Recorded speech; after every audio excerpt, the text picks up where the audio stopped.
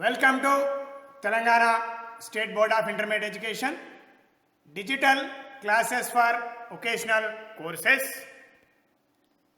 I am M. Narasimha Reddy, M.Com Gold Medal in Taxation, CGL in Occasional Accounting and Taxation, Government Junior College, Sirpur Kagaz Nagar, District Komarambim, Asifabad.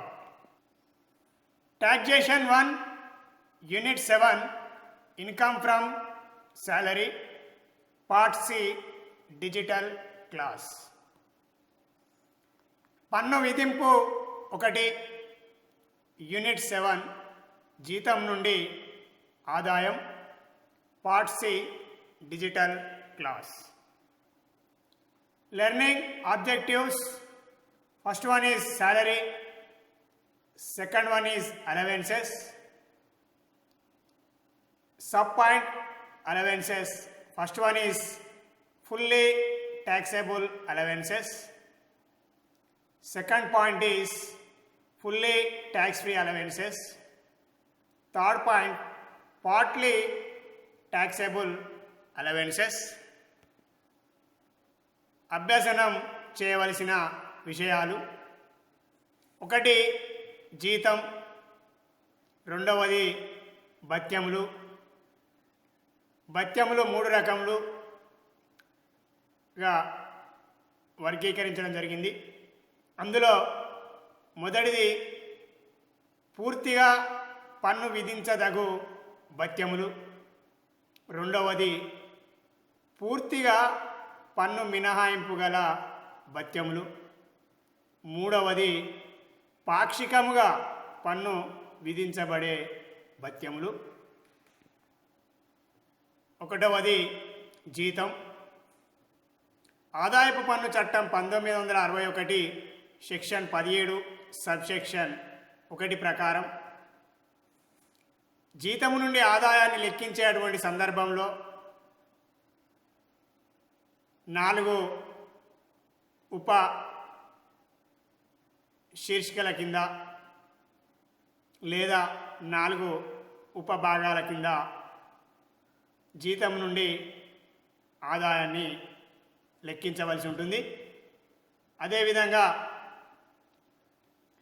జీతము ఉపశీర్షికలో వివిధ అంశములు ఈ క్రింది విధంగా కలవు. 1 మూల వేతనం, పూర్తిగా పన్ను విధించబడును. అనగా ఉద్యోగస్తుడు స్వీకరించిన మూల వేతనం మొత్తంపై పన్ను చెల్లించవలసి ఉంటుంది. అదేవిధంగా వేతనాలు కూడా పూర్తిగా పన్ను విధించదగు ఆదాయం అగును. బోనస్ పూర్తిగా పన్ను విధించదగు ఆదాయం అగును. జీవన భృతి, పెన్షన్ పూర్తిగా పన్ను విధించబడును. అదేవిధంగా కమిషన్ పూర్తిగా పన్ను విధించబడును. ముందుగా స్వీకరించిన జీతం కూడా పూర్తిగా పన్ను విధించబడును. అదేవిధంగా సెలవు జీతము లేదా సెలవులను వదులుకున్నందుకు పొందిన జీతం కూడా పూర్తిగా పన్ను విధించబడును.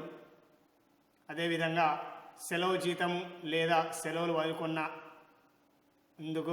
పొందిన జీతం కంటే ముందుగా బాకీ జీతం, అంటే గతంలో పన్ను విధించనప్పుడు అట్టి బాకీ జీతం స్వీకరించిన ఎడల అట్టి ఆదాయాన్ని కూడా మనము జీతం నుండి ఆదాయం శీర్షికనందు లెక్కించవలసి ఉంటుంది. అదేవిధంగా బాకీ జీతం గతంలో పన్ను విధించనిచో పూర్తిగా పన్ను విధించవలసి ఉంటుంది. అదేవిధంగా ఈ విషయానికి వచ్చినట్టయితే విశ్వవిద్యాలయము లేదా ఇతర విద్యా సంస్థలు TSBIE నిర్వహించు పరీక్షలకు పరీక్షాపత్రం తయారు చేసినందులకు అదేవిధంగా సమాధాన పత్రం దిద్దినందులకు స్వీకరించిన లేదా పొందిన లేదా వచ్చిన ప్రతిఫలం ఏదైతే ఉందో ఆ ప్రతిఫలాన్ని ఇతర వనరుల నుండి ఆదాయం శీర్షికలో తీసుకునేవాళ్ళు. అంటే విశ్వవిద్యాలయములు లేదా ఇతర విద్యా సంస్థలు Telangana state board of intermediate education నిర్వహించు పరీక్షలకు లేదా మరే విశ్వవిద్యాలయం లేదా మరే ఇతర విద్యా సంస్థలు నిర్వహించేటువంటి పరీక్షా పత్రంలో తయారు చేసినందులకు గాను సమాధాన పత్రం దిద్దినందుకు గాను స్వీకరించిన లేదా పొందినటువంటి ఆదాయాలు ఏవైతే ఉన్నాయో ఆ ఆదాయాలన్నింటినీ మనము ఇతర వనరుల నుండి ఆదాయము శీర్షికనందు లెక్కించవలసి ఉంటుంది. అంటే విశ్వవిద్యాలయం లేదా ఇతర విద్యా సంస్థలు Telangana state board of intermediate education నిర్వహించు పరీక్షలకు పరీక్షా పత్రం తయారు చేసినందుకు సమాధాన పత్రం దిద్దినందుకు స్వీకరించిన లేదా వచ్చిన ప్రతిఫలం లేదా పొందిన ప్రతిఫలాన్ని జీతం నుండి ఆదాయంగా తీసుకున్నటకు అవకాశం లేదు. దానిని ఎస్ఎస్సి యొక్క ఇతర వనరుల నుండి ఆదాయం శీర్షికనందు మనము లెక్కించవలసి ఉంటుంది. అదేవిధంగా లాస్ట్ పాయింట్ జే, అదనపు పనికి వచ్చిన భత్యం. అదనపు పనికి వచ్చినటువంటి భత్యం, అదనంగా పనిని చేయడం ద్వారా పొందినటువంటి భత్యం ఏదైతే ఉందో ఆ భత్యాన్ని మనము జీతం అనేటువంటి ఉపశీర్షిక కింద జీతం నుండి ఆదాయాన్ని లెక్కించేటువంటి సందర్భంలో తీసుకొనవలసి ఉంటుంది. అదేవిధంగా అదనపు పనికి వచ్చినటువంటి భత్యం ఏదైతే ఉందో ఆ భత్యం పూర్తిగా పన్ను విధించబడును. అదేవిధంగా పూర్తిగా పన్ను విధించదగు ఆదాయము అగును. First point, salary. Under section 17 subsection 1, the following are the items to be included under the subhead salary according to the Income Tax Act 1961, section 17 and subsection 1. A, basic pay, fully taxable. B, wages is also fully taxable. C, bonus, fully taxable. D, pension, fully taxable. E, commission, fully taxable. F, advance salary, fully taxable. G, arrears of salary, if not taxed earlier, also will be fully taxable. H, surrender of lieu or lieu encashment income, also fully taxable under first heading, under first subheading salary. I,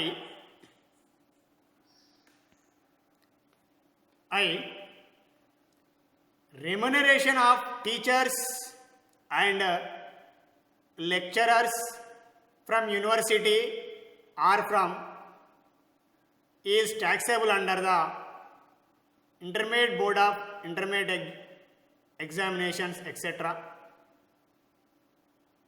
For setting up the question or valuing the answer scripts, etc. is taxable under the head income from other sources. Here, remuneration of teachers and lecturers from university or from intermediate board, etc. for the setting up of the question or valuing the answer scripts, etc. will be taxable under head income from other sources. J, Remuneration for extra duties, overtime, working allowance is also fully taxable income under first subheading salary. ఇక జీతం నుండి ఆదాయాన్ని లెక్కించేటువంటి సందర్భంలో రెండవ ఉపశీర్షిక భత్యములకు సంబంధించినది. రెండవది భత్యములు allowances. Section 17 subsection 3 ఉప subsection 2 ప్రకారం యజమాని ఉద్యోగికి నిర్దేశించబడిన ఉద్దేశంనకు డబ్బుని ఇచ్చినప్పుడు దీనిని భత్యం అందురు. ఉదాహరణకు ఇంటి అద్దె భత్యము, కరువు భత్యము, నగర పరిహార భత్యము మొదలగునవి ఉదాహరణగా చెప్పవచ్చును. యజమాని ఉద్యోగికి నిర్దేశింపబడిన ఉద్దేశంనకు డబ్బును ఇచ్చినప్పుడు దీనిని భత్యం అందురు. అంటే ఒక సౌకర్యంను ఏర్పాటు చేయకుండా ఏర్పాటు చేసుకున్నటువంటి సౌకర్యమునకు గాను నగదు మొత్తాన్ని కనుక చెల్లించినట్టయితే ఆ చెల్లించినటువంటి నగదు మొత్తాన్ని మనము భత్యంగా చెప్పడం అనేది జరుగుతుంది. ఇంటి అద్దె భత్యము, కరువు భత్యము, నగర పరిహార భత్యం మొదలగున ఉదాహరణగా చెప్పవచ్చును. ఆదాయపు పన్ను చట్టం 1961 ప్రకారం భత్యములు 3 రకములుగా వర్గీకరించడం జరిగింది. అవి ఈ క్రింది విధంగా కలవు. 1 పూర్తిగా పన్ను విధించదగు భత్యములు. 2వది పూర్తిగా పన్ను నుండి మినహాయింపు గల భత్యములు. 3వది పాక్షికంగా పన్ను విధించబడే భత్యములు, అనగా మినహాయింపబడని మొత్తములపై పన్ను విధించబడు. While computing income from salary, second subheading is allowances. According to the Income Tax Act 1961, under section 17, subsection 3 and subsection 2, allowance is a fixed monetary benefit given by the employer to an employee for a specific purpose. For example, house rent allowance, children education allowance or dearness allowance are the examples. From the income tax point of view, the allowances are classified into 3 types. First one is fully taxable allowances. Second one is fully tax-free allowances. Third point is partly taxable allowances,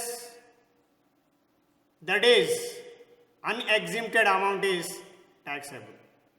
Here partly is exempted and partly will be taxable. Allowances is known as partly taxable allowances. భత్యములు ఉపశీర్షికనందు భత్యములను మనం 3 రకాలుగా వర్గీకరించడం జరిగింది ఆదాయపు పన్ను చట్టం నిబంధనల ప్రకారం.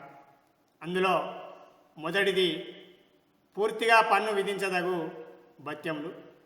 అంటే ఉద్యోగస్తుడు స్వీకరించినటువంటి భత్యముల రూపంలో స్వీకరించినటువంటి మొత్తాలు ఏవైతే ఉన్నాయో ఆ మొత్తాలన్నింటినీ కూడా మనం పూర్తిగా పన్ను విధించవలసినటువంటి అవసరం ఉంటుంది. అదేవిధంగా స్వీకరించినటువంటి ఉద్యోగి ఈ భత్యముల పైన పన్ను చెల్లించవలసినటువంటి అవసరము ఉంటుంది. అదేవిధంగా మనం దానిని ఆదాయంగా పరిగణించవలసినటువంటి అవసరం అనేది ఉంటుంది. పూర్తిగా పన్ను విధించక భత్యములలో ముఖ్యమైనవి ఈ క్రింది విధంగా కలవు. ఒకటవది కరువు భత్యం, డిఏ అంటే డియర్నెస్ అలవెన్స్ లేదా జీవన వ్యయంలో పెరుగుదల భత్యం. ఈ భత్యం పూర్తిగా పన్ను విధించదగు భత్యం. రెండవది అదనపు కరువు భత్యం, పూర్తిగా పన్ను విధించబడేటువంటి భత్యం. నగర పరిహార భత్యం, సిటీ కాంపెన్సేటరీ అలవెన్స్, పూర్తిగా పన్ను విధించబడేటువంటి భత్యం. వివాహ భత్యం, పూర్తిగా పన్ను విధించబడేటువంటి భత్యం. కుటుంబ భత్యం, పూర్తిగా పన్ను విధించదగేటువంటి భత్యం. భోజన భత్యము, గుమస్తాల లేదా సేవకుని భత్యము, వైద్య భత్యము, మధ్యాహ్న భోజన భత్యము, అదనపు పనికాలంనకు భత్యంలన్నీ కూడా 1 నుండి 10 వరకు గల భత్యములన్నీ కూడా పూర్తిగా పన్ను విధించదగు భత్యములు అగును. Under second sub heading allowances, first heading fully taxable allowances. From the income tax point of view, the allowances are classified into 3 categories. First one is fully taxable allowances. Fully taxable allowances, following are the different allowances. First one is dearness allowance, in short form DA, or high cost of living allowance. Second one is additional dearness allowance, adanapu karuvu bhatyam. Third one is city compensatory allowance, in short form CCA, is also fully taxable income. Marriage allowance, family allowance, meals allowance, servant allowance, medical allowance, lunch allowance, overtime allowance. From 1 first point to 10 points, 10 items or 10 allowances are the best examples for fully taxable allowances. Dearness allowance, additional DA, city compensatory allowance CCA, marriage allowance, family allowance, meals allowance, servant allowance, medical allowance, lunch allowance, overtime allowance are the fully taxable allowances under sub-heading allowances. ఉపశీర్షిక అయినటువంటి రెండవ ఉపశీర్షిక భత్యములలో రెండవ రకం పన్నులు.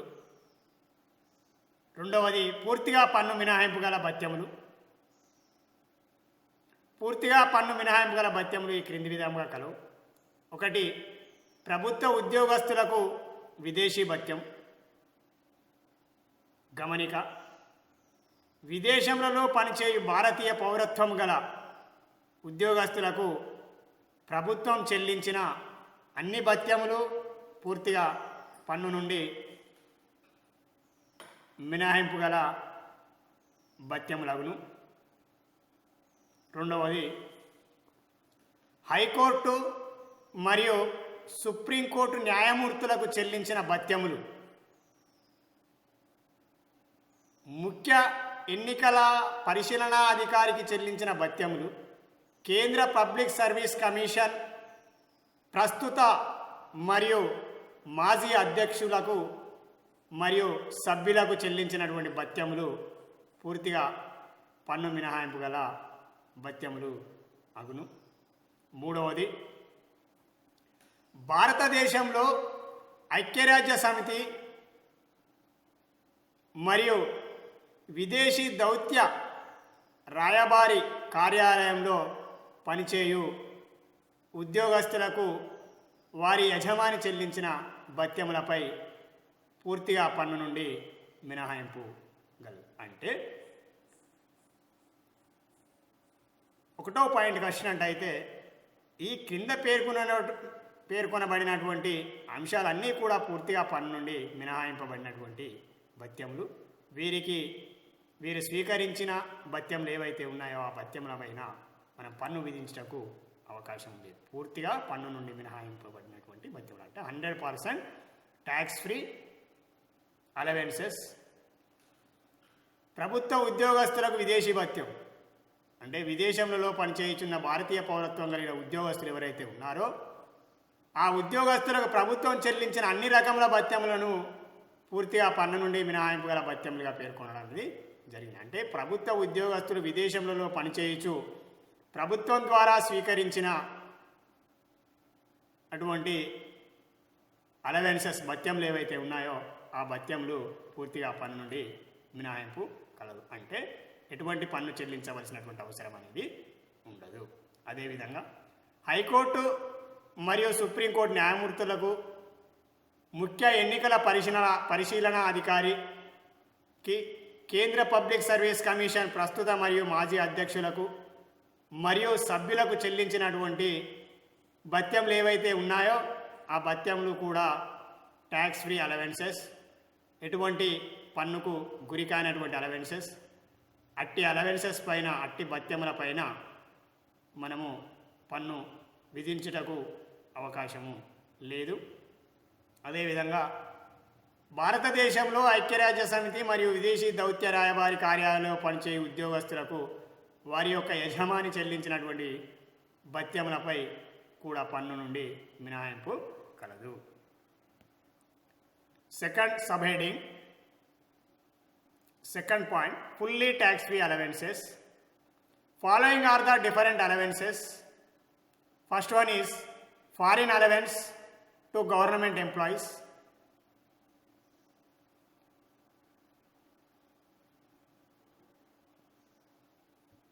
Note, any allowance paid by government to an employee working in a foreign country who is a citizen of India is fully tax-free allowance. Second point, any allowance paid to High Court and Supreme Court judges. Third point, allowances received by an employee of UNO, diplomatic and